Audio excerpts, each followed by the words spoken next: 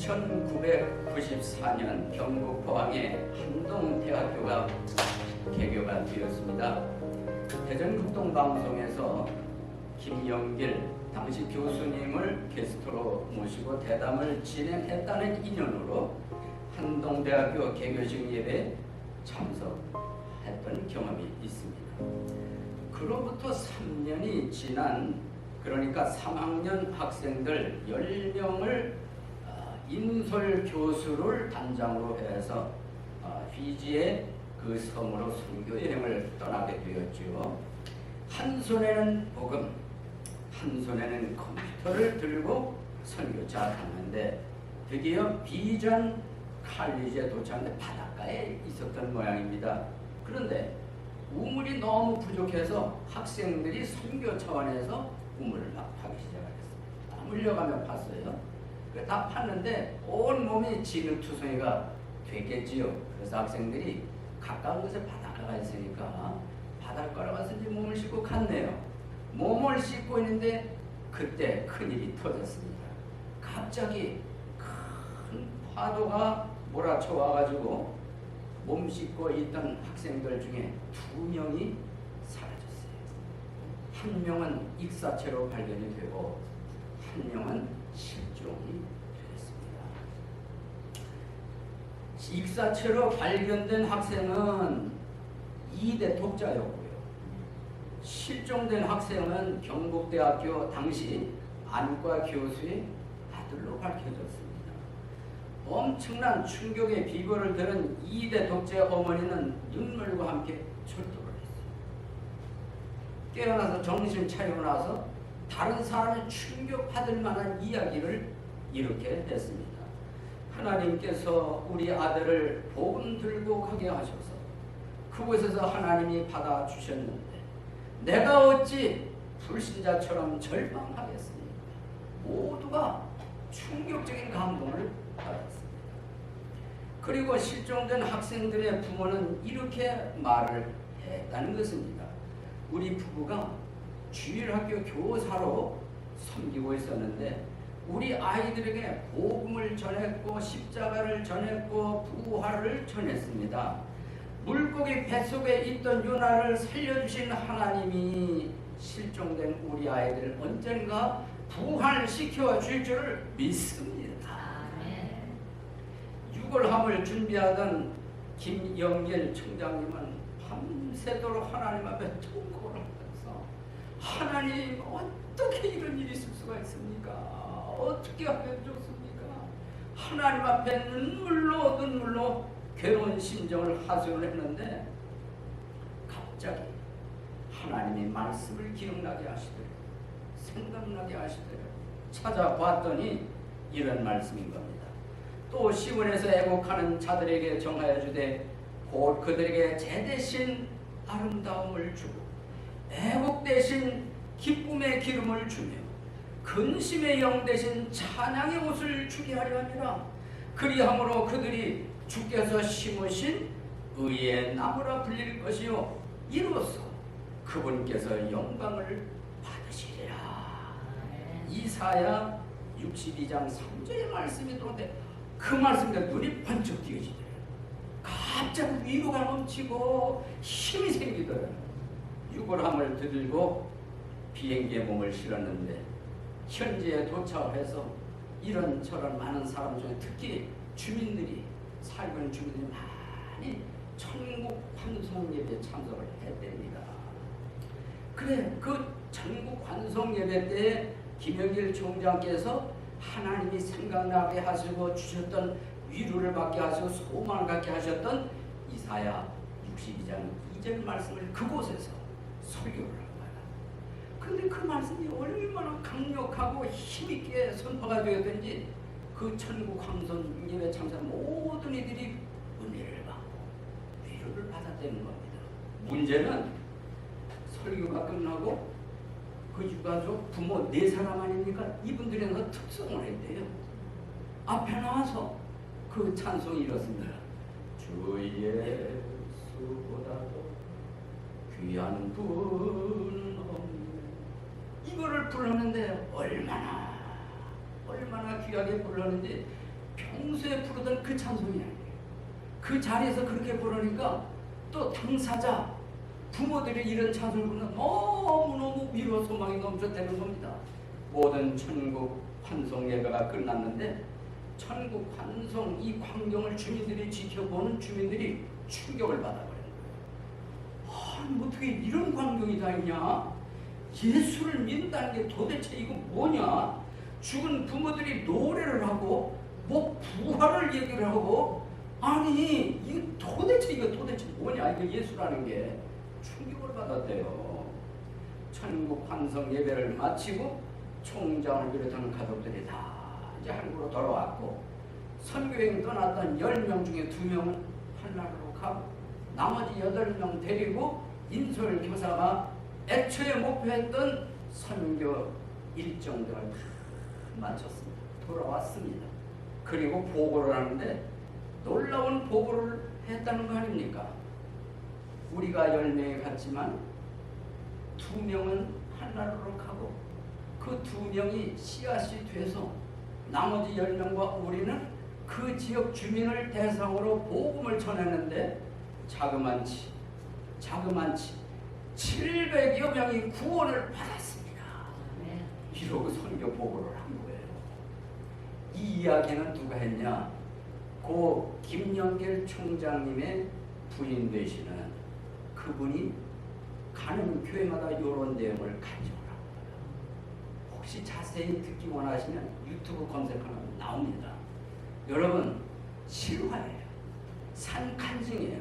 오늘 아침에 선교라고 하는 것이 무엇인가? 다시 한번 우리 마음속에 생각하게 하는 산 간증이라는 생각이 드는 것입니다.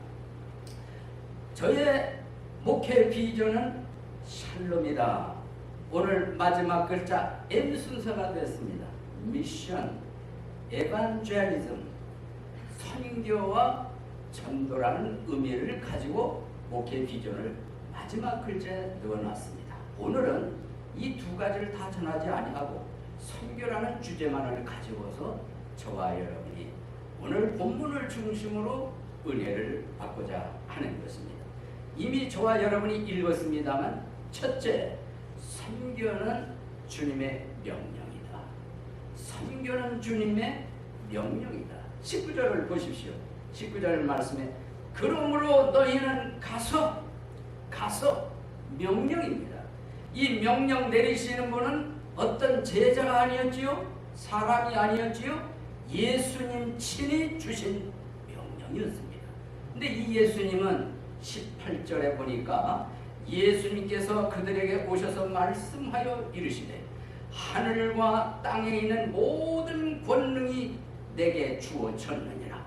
이런 하늘과 땅의 모든 권능을 가지신 예수께서 명령 내리셨어요. 뭐라고? 가라. 가서.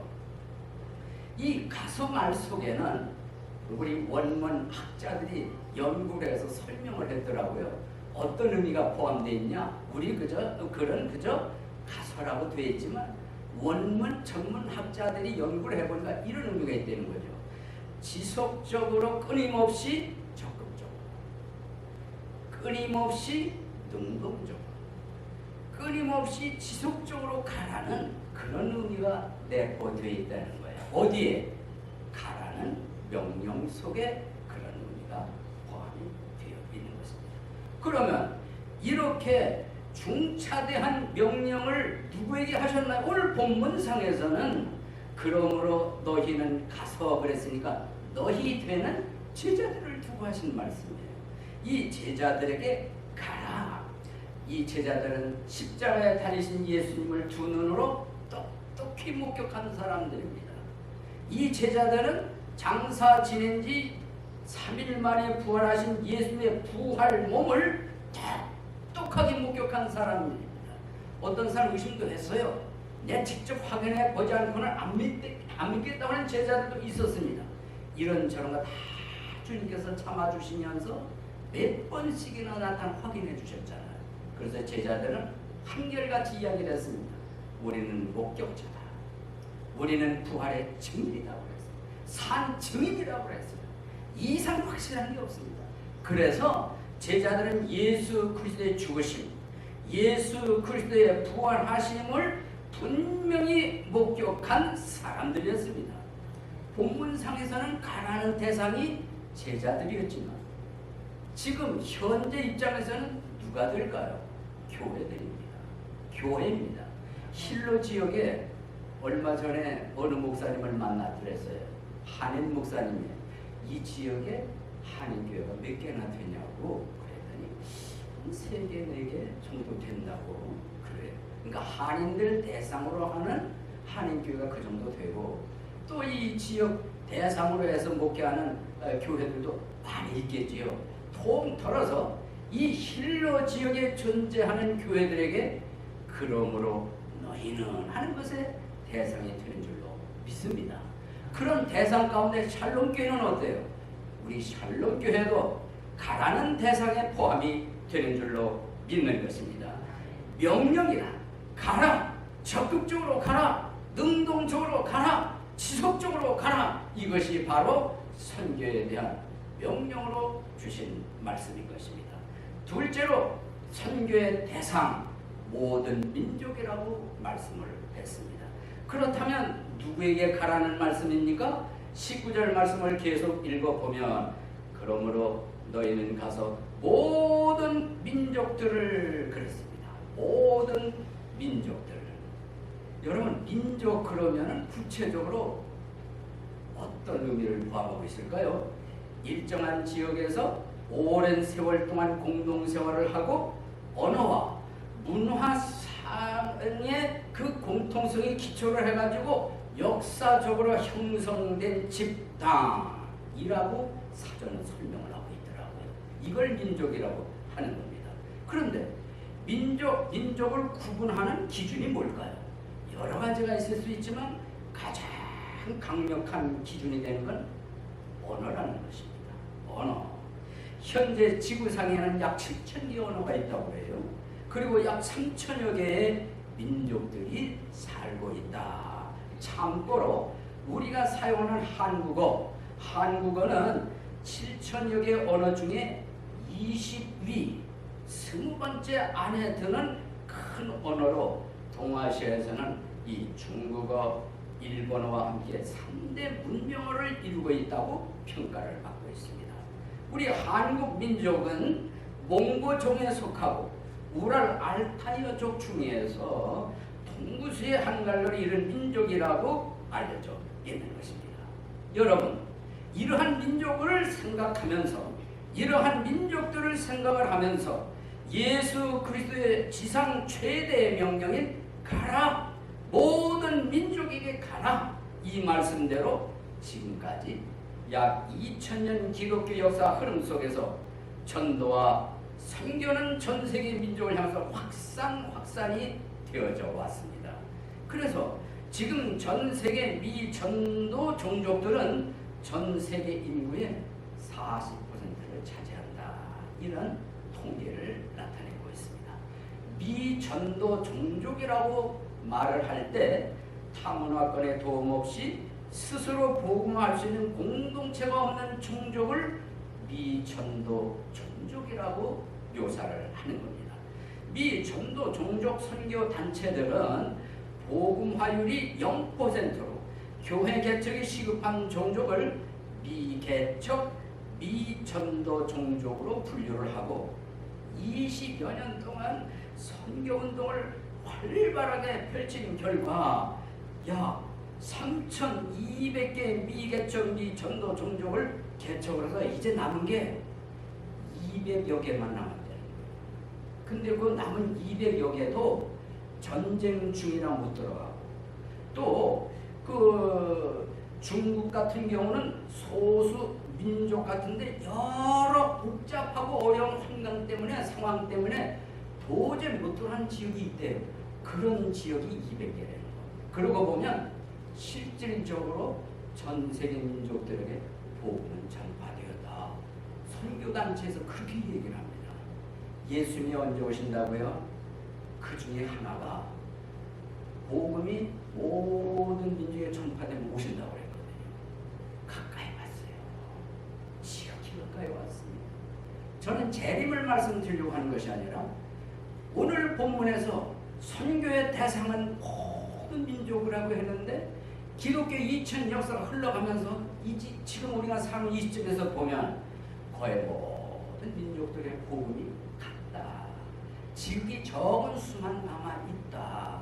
그럼에도 불구하고 하나님의 선교에 대한 명령은 지금도 효능이 있는 것이고 지금도 가라는 명령은 존재해야 되는 줄로 믿습니다. 그런데요, 우리 대한민국이 기독교 역사 한 130년이라고 이렇게 보는데요. 기독교 선교사 우리는 수입을 했던 나라예요. 근데 지금은 어떠냐? 130년이 지나간 지금에서는 이제 선교사님들을 수출하는 그런 위치에 있고요. 통계가 나오는데 작년 12월 말, 2019년 12월 말 통계로 전 세계 171개국에 28,000여 명의 선교사가 파송되어 있대요. 여러분 놀라지도 않으시네. 대단한 숫자예요. 그래서 전 세계 선교사 파송국가 이렇게 순위를 매기면은 항상 6위 안에 들더라고요. 6위 안에. 그런데 어떤 사람은 이렇게 평가를 내려요. 인구 비례로 보면 한국 선교사 파송률이 1등이래요. 1등. 와, 대단하잖아요. 이 자부심 가질만 합니다. 문제는 무엇인가? 이렇게 대한민국이 기독교 역사 130년 만에 놀라운 업적을 이룬 것 감사한 일이기도 하지만 오늘 본문을 비춰보면 여전히 그래도 지속적으로 뭐하라? 선교하라. 이런 명령을 교회들에게 주신 것입니다. 아니, 우리 샬롬 침례교회 모든 민족을 대상으로 해서 선교 사명을 감당해라 명령을 주신 것입니다. 그러면 우리 샬롬 침례교회는 선교에 어떤 역할을 하고 있을까? 여러분 알고 계시나요? 주거를 세심하게 보신 분은 금방 아실 거예요. 선교사는 두 분을 구원하고 있습니다. 한 분은 이황로 선교사라고 하는 분이에요. 이분은 캘리포니아 랭캐스터라는 지역에 살고 있어요. 거기에 웨스트 코스트 침례신학대학에서 교수로 일을 하고 있습니다. 아니, 교수를 하는데 무슨 선교사냐? 근데 그분은 교수이면서 선교사예요. 왜 그러냐? 이분이 선교사의 목표가 있어요. 그 목표가 뭐냐? 주보에 나와 있는 대로 신학생을 훈련시키는 거예요. 누구요? 신학생. 차세대 추수 일꾼을 만들어내는, 훈련시키는, 교육시키는 이 사명을 가지고 하고 있는 거예요. 그분 목표가 2,000명이에요. 2,000명을 교육시키겠다. 교육받은 신학생들이 나가서 복음 전하는 일을 하고 교회를 개척을 하고 하나님의 말씀을 선포한다고 가정을 해보세요. 엄청난 일을 하는 겁니다. 그런 일을 일선에서 하는 이황로 선교사를 우리 샬롬 침례회가 그 일 잘 하시라고, 어려움 없이 잘 하시라고 선교 후원금을 보내고 있습니다.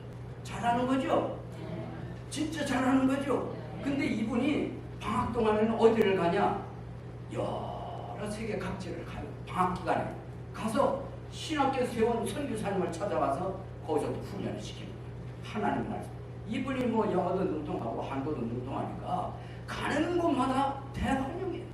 그럼 교육시키니까 교육받은 이 신학생들이 1년 지나 2년 지나 3년 지나 몇 년이 지난 다음에 선교사로 나갈 수도 있는 것이고 목사로도 나갈 수 있는 것이고 그분들이 복음 전함으로 말미암아 구원받는 역사가 일어나는 걸 상상을 해보세요. 교회 세워진 걸 그림을 그려보세요. 얼마나 귀한 사역을 하는 겁니까? 그런 의미에서 이황로 선교사님을 우리가 선교 후원하고 기도로 후원한 것 대단히 중요한 선교 사명을 감당하는 일이 되는 줄로 믿으시기를 바랍니다. 일선에 나가서 선교하는 선교사만 선교사가 아니에요.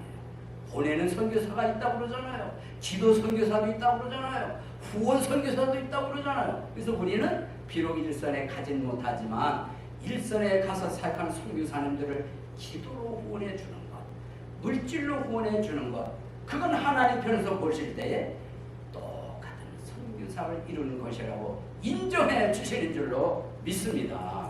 그런가 하면 김정기 선교사님이라는 분이 있죠.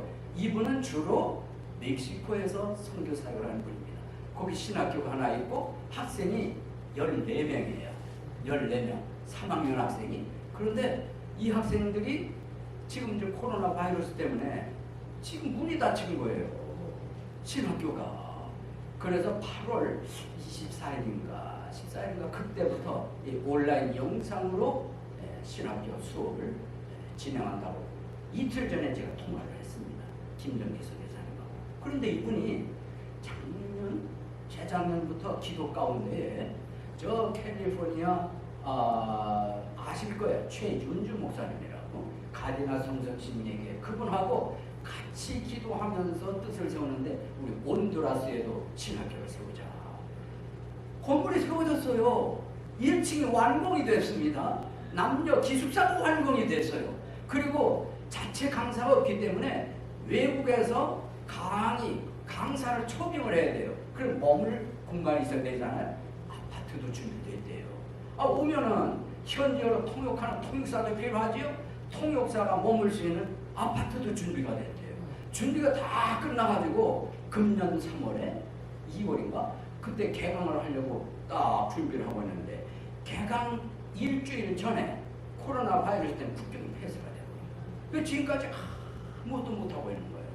엊그저께 통화한 내용입니다. 그래서 내년 2월쯤 되면은 이게 좀 해제가 되지 않겠나 이런 희망과 믿음을 가지면서 내년 2월에 개강할 계획을 가지고 있다는 거예요. 이럴테면 이러한 일을 그 온두라스 사람들이 구원받아 학생들 목표가 96명이래요. 96명. 그 4학년까지 있는데 이 모두 합해서 이 목표를 해서 지금 기도를 많이 하는데 여러분 96명 훈련받아서 일선에 나간다고 상상을 해보세요. 놀라운 일입니다. 그래서 그 선교 일을 잘 할 수 있도록 어려움 없이 할 수 있도록 우리가 선교를 보내는 거기도 우리 보내고 있거든요. 여러분 우리가 선교 안 하는 게 아니에요. 위에서 기도하는 것도 선교하는 것이고 위에서 선교 후원금을 보내는 것도 선교하는 것이고 우리 이 일은 생각을 하면서 오늘 말씀 그러므로 너희는 가라. 가는 선교사도 있지만 기도해주고 물질로 후원하는 것도 동일한 선교로 하나님이 인정해 주실 줄로 믿으시기를 바랍니다. 그래서 여러분 혹시 지금까지 그런 거 생각하지도 못했다면 생각 좀 해주세요. 기도 좀 해주세요. 그리고 1불이면 어떻고 5불이면 어떻고 10불이면 어떻습니까? 여러분 선교헌금으로 교회 오실 때 딱 준비하셨다가 드려주시면은 우리가 이런 일에 한 푼 두 푼 모아서 선교헌금으로 보내면 비록 드려주는 적은 액수일지는 모르지만 쓰여질 때는 하나님께서 놀라운 은혜를 부어주셔서 큰 일을 이루는 밑거름이 되는 줄로 믿는 것입니다. 성도 여러분 우리 샬롬 침례교회가 그러므로 너희는 가라. 누구에게? 모든 민족에게. 적어도 우리는 몇 민족을 대상으로 후원하고 있는 거예요. 그렇지 않습니까? 성도 여러분 끝까지 일을 잘 감당할 수 있기를 바라는 것입니다. 그렇다면 마지막 크게 세 번째로 선교의 내용은 무엇인가? 어떤 선교의 내용을 가져야 할 것인가? 오늘 본문상에서는 예수님께서 친히 세 가지로 나눠서 말씀을 해주셨어요. 어떤 내용의 선교인가? 그 중에 하나는 가르치고, 둘째는 침례를 주고, 마지막은 지키게 하라. 이렇게 세 가지입니다. 다시 한번 가르쳐라, 침례 주어라, 지키게 하라. 그럼 그 중에 첫째 가르치는 것, 이러한 선교를 펼치라고 말씀을 했습니다. 먼저 여러분에게 말씀드리고자 하는 것은 선교의 방법론에 있어서는 매우 다양한 방법들이 동원되고 있습니다. 그 방법이 다양할지라도 핵심을 이루어야 되는 게 뭐냐? 요 내용인 거예요. 예수님이 친히 말씀하신 세 가지인 거예요. 가르치라. 뭘 가르치는가? 제일 먼저 가르쳐야 되는 건 복음입니다. 복음. 구원을 가르쳐야 되는 거예요. 복음을 가르쳐야 되는 거예요. 예수 그리스도의 십자가에 죽으신, 예수 그리스도의 부활하신, 그래서 그분이 죄를 용서하실 수 있는 유일한 분이라는 것, 그래서 그분이 구세주요 메시아라고 하는 사실을 제일 먼저 가르치는 순서가 되는 것입니다. 성경 사도행전을 자세히 읽어보면 예수님의 사도들 제일 먼저 한 얘기가 뭐겠어요? 제일 먼저 선포한 것, 제일 먼저 가르친 것은 복음이었습니다. 구원받았습니다. 진리를 베풀었지요. 예루살렘 교회가 그렇게 시작되었습니다. 그뿐만 아니라 고린도 교회, 갈라디아 교회, 에베소 교회, 빌립보 교회, 신약 성경에 나와 있는 모든 교회들이 동일하게 제일 먼저 가르친 것, 복음을 가르쳤습니다. 구원을 가르쳤습니다. 그래서 교회는 시작이 될 수가 있었던 것입니다. 여러분, 우리 교회라고 하는 것은 의미가 불림을 받은 사람들이 따로 모인 단체를 교회라고 그러거든요. 어디에서 어디로? 세상 사람 속에서 무엇으로? 복음으로 구원받으면 그 구원받은 사람들이 모여서 이룬 단체를 교회라고 합니다. 그러니까 우리가 교회 그러면 건물을 자꾸 얘기하잖아요. 이건 엄밀한 의미에서 아니에요. 교회가 모이는 장소, 그거를 예배당이라고 해요. 옛날에 예배당 그랬죠. 그게 정확한 표현입니다. 그러니까 건물은 교회가 아니다. 교회가 모여서 예배드리는 장소다. 교회는 사람을 두고 하는 소리다. 구원받은 사람이다. 구원받지 않은 사람은 교회 축에 들어갈 수가 없는 거예요. 구원받지 않았기 때문에. 그러므로 교회를 제대로 이루려면 정확한 복음을 듣고 정확한 구원을 받아서 예수 그리스도의 이름으로 말씀 방법에 의해서 단체를 이루어갈 때 진정한 의미에서 하나님 보실 때 교회가 되는 줄로 믿는 것입니다. 두 번째로 예수님이 선교의 내용은 진리를 주라는 거예요. 다시 한번 읽어보겠습니다. 그러므로 너희는 가서 모든 민족들을 가르치고 그 다음 아버지와 아들과 성령의 이름으로, 성령의 이름으로. 성경 어디를 읽어봐도요 이렇게 아버지, 아들, 성령의 이름으로 하는 것이 이 표현되는 데가 많지 않아요. 근데 신약 사복음서를 읽어봐도 그래요. 근데 유독 이 마태복음 28장 19절에 보면 이 이름이 정확하게 나타나 있습니다. 우리는 이것을 신학적인 용어로 삼위일체 하나님이다 이렇게 묘사를 하는 거예요. 성부도 하나님, 성자도 하나님, 성령도 하나님, 성부 하나님, 성자 하나님, 성령 하나님 이름으로 침례를 주라는 겁니다. 여러분, 하나님이 어떤 분이십니까? 예수 그리스도가 어떤 분입니까? 성령이 어떤 분입니까? 그 이름의 권세, 그 이름의 능력, 그 하나님의 모든 본격, 그 모든 하나님의 신성의 이름으로 뭘 주라? 침례를 주라. 이 침례라고 하는 게 웃음이 아니에요. 그저 그냥 마지못해 받고 떠밀려 받고 이런 차원이 아닙니다. 이 침례라고 하는 것은 성부 하나님, 성령 하나님, 성자 하나님의 이름으로 받게 되어 있습니다. 그럼 침례란 뜻이 뭐죠? 간단합니다. 완전히 잠겼다가 일어나는 걸 침례라고 그러고, 침례식 그러면 그런 것을 베푸는 의식을 침례식이라고 그러죠. 그럼 의미가 있나요? 구원받은 사람이 몸을 물속에 완전히 잠기는 것은 장사 지내는 의미가 있는 거예요. 누구를 장사 지내지요? 죽은 사람. 산 사람 장사 지내는 법을 보셨나요? 없습니다.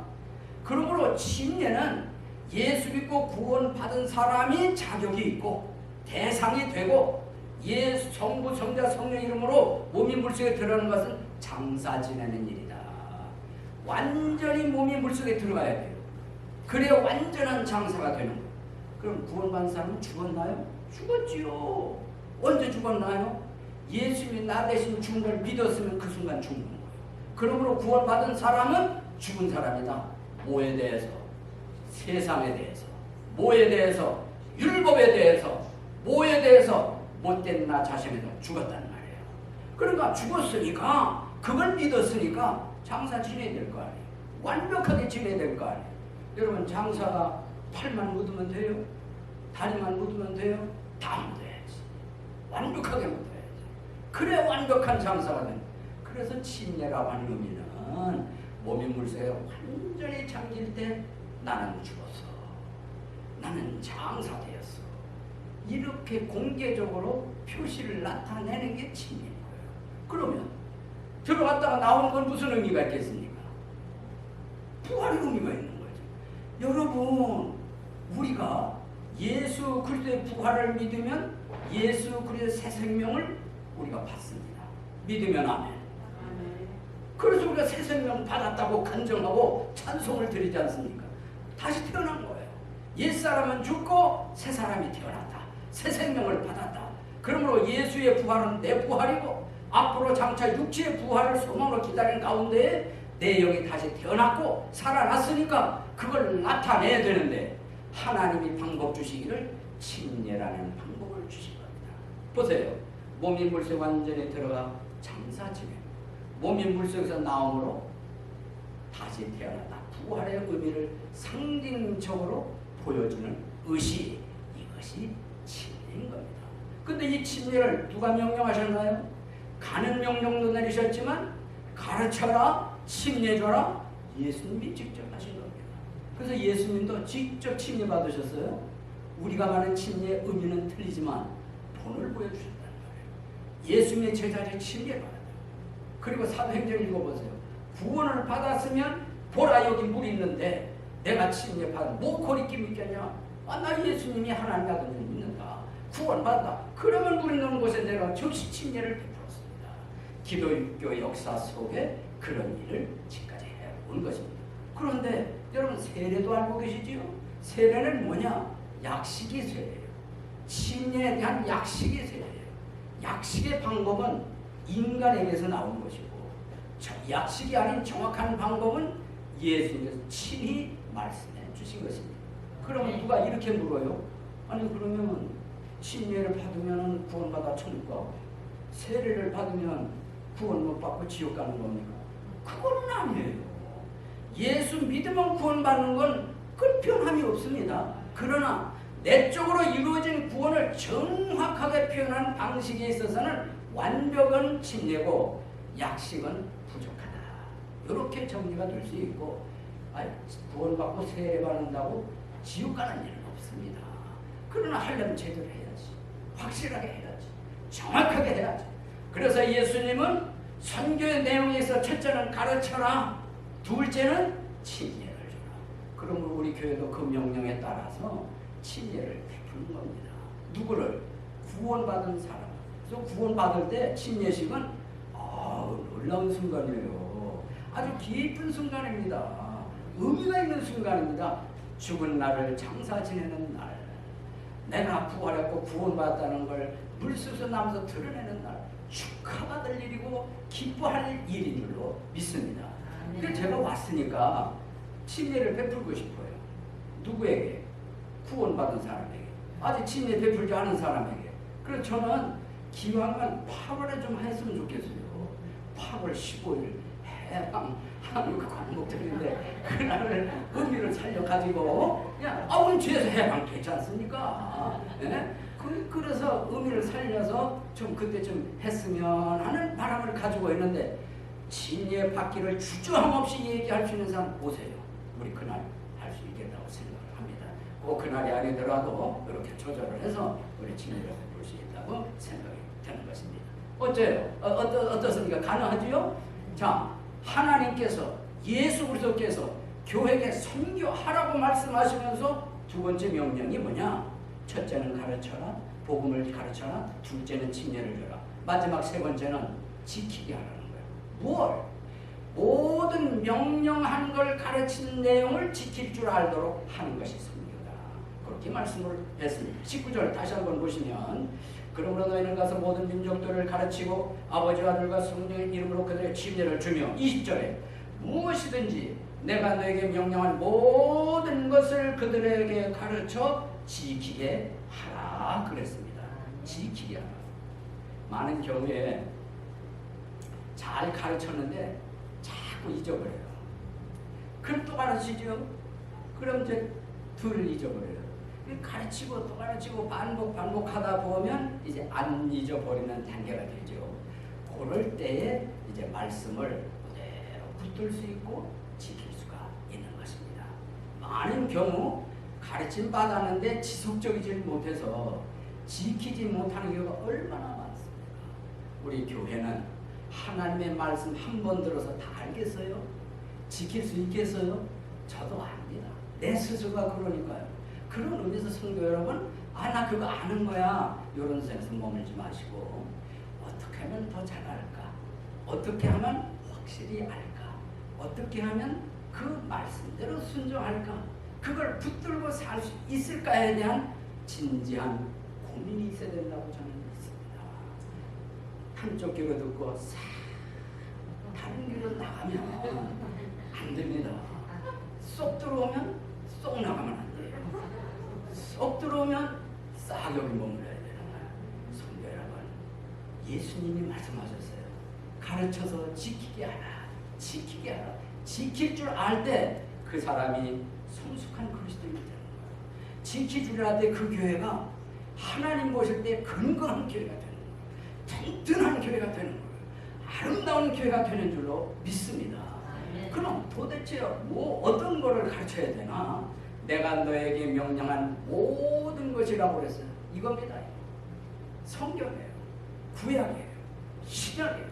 하나님에 대해서, 예수님에 대해서, 성령님에 대해서, 천사에 대해서, 마귀에 대해서, 천국에 대해서, 지옥에 대해서, 예수님의 성품에 대해서, 사랑에 대해서, 소망에 대해서, 믿음에 대해서, 온유에 대해서, 인내에 대해서, 얼마나 많은 것을 우리가 배워야 될 게 있는지, 이걸 언제 다 배우나요?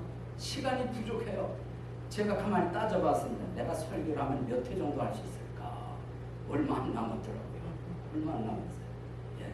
몇 회가 안 돼. 여러분 앞으로 몇 번 교회 오시겠어요? 몇 번? 그나마 오는 것도 대충 까이거 대충 듣고 가지 이러면 안 돼요. 우리가 기본 일주일에 한 번밖에 못 오잖아요. 지금 또 상황이 그런지라. 그럼 이 1시간만이라도 정신 차려 예배드리고 하나님 기뻐하시는 예배드리고 듣는 말씀 1시간 듣는다고 칩시다. 근데 그거 다 기억합니까? 못해요. 설교하는 저도 기억을 못하는데 듣는 분들이야 더 하지요. 죄송하지만. 그래서 길게 설교할 건 뭐 있어. 그래서 절반 딱 깎아서 30분에서 한 40분만 하려고 저는 좀 애를 씁니다. 이제 30분 다 돼가는 것 같은데. 여러분, 길든지 짧든지 중요한 거는 잘 기울이는 사람이 말씀을 받는 거예요. 지킬 수 있는 길로 가는 거예요. 제가 오늘 주배도 글을 썼습니다만, 누가 파인애플 밑둥 잘라서 심으면 산다고 그래서 설마 그래서요. 한번 해보자고. 그래서 심었는데 세상에 이게 살아있더라니까요. 이런 일이 다 있지? 그래서 또 하나 잘라다 심은 게 꽃가지예요. 그 운동을 하다 보니까 너무 아름다워. 노란 꽃에 빨간 꽃에 어우러짐이 너무 아름다워서 이거 정원에다 심으면 너무 좋겠다. 뚝 꺾어서 집 뒤에다 먼저 심었지만 이번 옆에다 심었어요. 이게 사나 안 사나 봤더니 꽃은 다 떨어지고 잎은 이제 막 이렇게 떨어지는데, 그런데 가만히 보면 살아있더라는 말이에요. 참 신기했습니다. 그래서 저는 한 가지 확신하는 게, 힐로는 뭐든지 심기만 하면 되는구나. 그래서 말씀도 그저 계속 심어야 되겠구나. 어디다? 밭에다. 어느 밭에? 마음밭에다 심어야 되겠구나. 힐러 땅이 뭐든지 잘 심으면 되니까 저는 힐러에 사는 사람들 마음까지 다 좋은 줄로 믿어요. 딱딱하지도 않고 돌짝밭도 아니고 가시덤불밭도 아니고 다 부들부들한 좋은 밭이라고 믿습니다. 여러분 모두가 그렇게 되리라고 믿습니다. 이런 밭에 말씀의 씨앗이 떨어지면 하나님이 은혜의 길을 주시는 거예요. 그럼 싹이 나와. 예수님이 말씀하셨어요. 100배 결실하고 60배 결실하고 어떤 사람은 30배 결실한다. 개인의 차가 있으니까 여러분 모두가 100배의 결실하는 아주 좋은 밭이 되시기를 바랍니다. 성도 여러분, 마태복음 28장 19절로 20절의 말씀은 선교의 사명을, 위대한 사명이다, 큰 사명이다, 교회에 주신 지상 최대의 명령이라고 말씀하는 것입니다. 이 명령의 말씀을 오늘 이 시간 저와 여러분이 속해 있는 샬롬교회에 주셨다. 우리가 그걸 해야 된다. 이렇게 믿으시기를 바랍니다. 한국 선교 초기에 미국의 한 선교사님이 아주 시골 농촌 마을에 선교 여행을 오셨어요. 그 한 집에 머물면서 오늘은 이 동네, 내일은 저쪽 동네 이렇게 이제 선교 활동을 하느라고 한 집에 머물렀게 되는데 그 집이 그래도 예수 믿는다고 하는 집이니까 부담 없이 머물다가 며칠 먹으니까 이게 좀 폐해를 끼치는 것 같아서 미국에서 많이 가져온 선물을 하나 줬어요. 우리 교우님, 이건 내가 미국에서 가져온 선물입니다 하면서 감사의 표시로 깨끗하고 하얀 비누, 뭘 줬다고요? 비누를 선물로 주고 또 이제 오늘은 선교하러 가자고 떠났습니다. 아침에 떠난 거지요. 그런데 집주인이 이걸 받아고 이렇게 보고 저렇게 보니까 아따 서양 떡은 다르네. 떡인 줄로 착각을 한 거예요. 비누인데. 그래서 한번 먹어볼까? 그래서 떼가지고 너도 먹어봐. 이리 와, 너도 먹어봐. 당신도 먹어봐. 온 식구가 왔는데 이게 어째 맛이 서양 떡은 이러냐? 그래 먹어보니까 이게 맛이 틀리고 조금이니까 속이 미식미식거리고 이제 토할 것 같다는 말이에요. 아니 어떻게 서양 떡은 이렇지? 이거 조선 떡하고는 영 틀리네. 이러고 있는데 저녁 때가 된 거예요. 근데 선교사님이 오자마자 아니 선교사님 서양 떡은 어째 맛이 그렇습니까?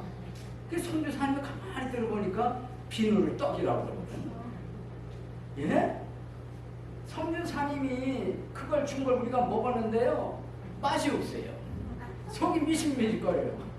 그러니까 선교사님이 깜짝 놀라면서 이렇게 설명을 했습니다.